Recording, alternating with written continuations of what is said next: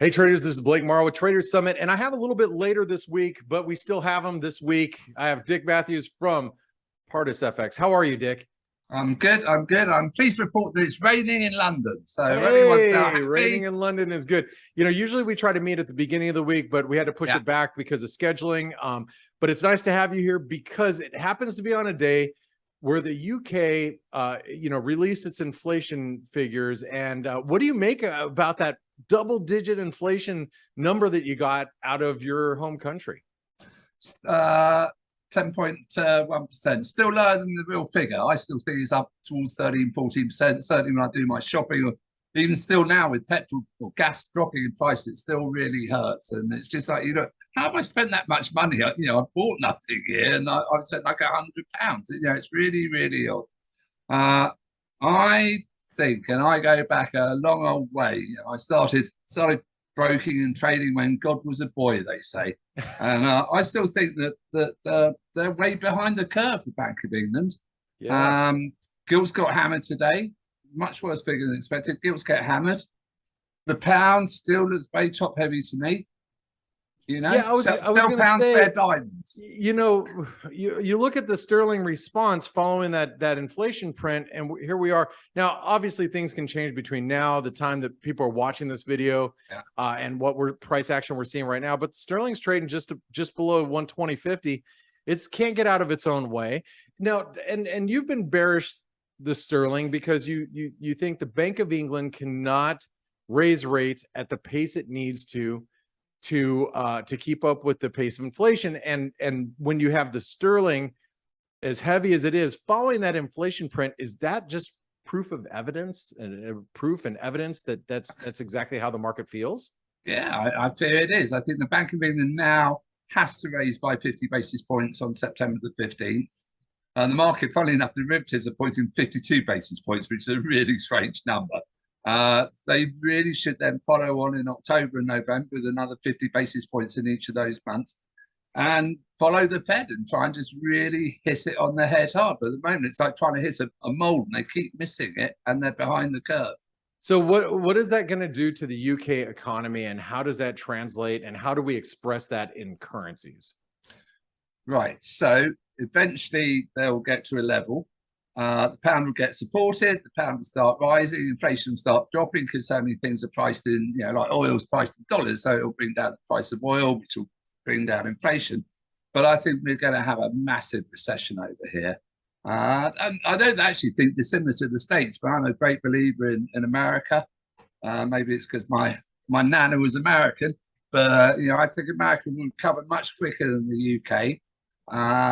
And I hark back to what I've been saying for months now, that the UK and Europe are really, really in a quagmire here, where you've got inflation figures out in Europe later this week. I think they're going to be as bad as the UK, and we're all going to have to face the fact that interest rates have to go up to control it, and much sharper than they have done. So you've been bearish to sterling recently, but you think that you got to be buying dips now? Do you think that Oh no. Okay. All right. I stand corrected. So what's your downside target for the pound right now? 116.5. 116.5. All right. Yeah. 116.5 would take his head and throws his arms in the air and say, "I've gone mad." I think 116.5, and I still don't like the euro. Okay. Well, I'll just I'll kind of flash a chart that's been on my screen really quick, just so people could get a good reference point of what that might look like. I want to share this with everybody because here we are with the sterling trading heavy. 116.5 takes us about towards this channel support down here. So you think we could drop down towards those levels? Yeah. Wow. Absolutely. And interestingly, and I'm going to spring this on you because we didn't talk about this, the euro has been behaving amazingly well on chart points. It made a 50% retracement almost to the point at 103.68, I think it got to. I think the retracement it was aiming for is 103.69. And there you go. And that's come off nicely again. And I'd be looking to sell into any strength you see there, and I still see it sub parity. So any strength you see probably in this descending trend line, you want to sell into that strength. Yeah, absolutely. Very good. Well, you're still bullish the dollar. thanks to your Nana, and and you're short euros, you're short sterling, and want to express it that way. But let me ask you this: you know, how do you feel about the commodity currencies right now? I mean, you got the Aussie that's can't keep its head above 70 cents. Yeah. You've got the dollar Canadian's kind of sideways. Do you have any feeling with some of those commodity currencies? I still like the loonie. And I was talking the other day about the loonie. Yeah, my nana eventually went to Canada and used to send me Canadian dollars as a birthday present. And I can remember when there were 6 Canadian dollars to the pound. That was my first understanding of the exchange rate. So the next year it had moved, and I was really upset. I still like the loonie. I think oil's been soft, but will bounce back. I think that Europe is such a soft target for Putin. He's going to just squeeze energy again and again and again. I just think I don't really understand why the oil market's behaving the way it is. Just, I guess, on recession fears. So I think oil will bounce back, which should help the loonie. The Aussie, I have no real strong view on, although I think the RBA's been pretty tough so far. All right. Well, they have been, and it's going to be interesting as we trade into the end of the week when most people are watching this video. So I want to say in real time, if people want to follow your work, Richard, at Pardus FX, how do they find out what you do? I put a daily post up of our views on the market, which you can find on LinkedIn or Twitter, and I think that Stelios kindly retweets it for me.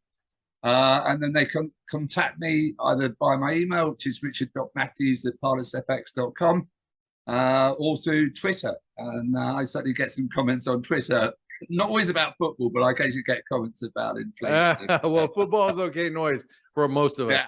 And I want to say, folks, if you enjoy what Richard does here, make sure you give him a thumbs up, subscribe to the channel so you don't miss any of this exclusive content.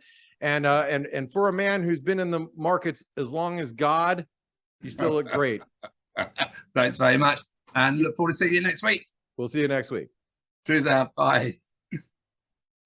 Hey traders, Blake Morrow here. Thanks for stopping by our YouTube channel. Don't forget to like, share, and subscribe to our channel. Also click the bell notifications so you do not miss any of our market-related trading analysis from some of the leading industry experts. Thanks for stopping by. We'll see you in the next video.